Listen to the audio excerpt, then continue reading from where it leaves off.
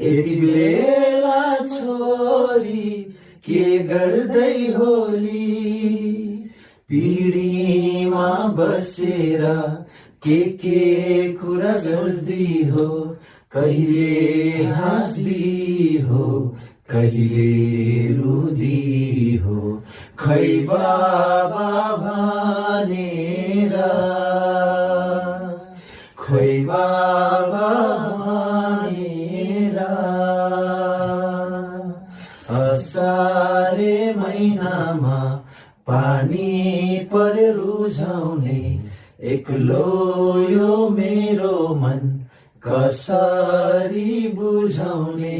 भन्थिन है मैच्याङले रुँदै धराला नौ डाँडा पारी छ कम्पनी सहारा।